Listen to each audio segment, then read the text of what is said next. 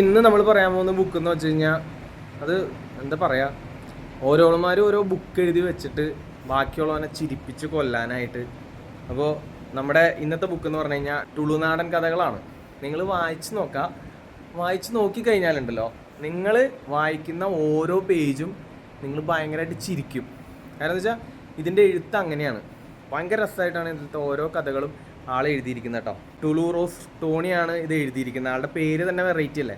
ഇതെന്താണ് ഈ ബുക്കിന് പ്രൊമോഷൻ കൊടുക്കാത്തതെന്ന് എനിക്കറിയത്തില്ല. കാരണം ഇതൊരു വെറൈറ്റി ബുക്ക് കേട്ടോ. ഇത് ഇനി കൂടുതൽ ആളുകളിലേക്ക് എത്തുമെന്ന് ഞാൻ വിചാരിക്കുന്നു. ഈ ബുക്കിൻ്റെ റേറ്റ് വരുന്നതെന്ന് വെച്ച് കഴിഞ്ഞാൽ 160 രൂപ കേട്ടോ.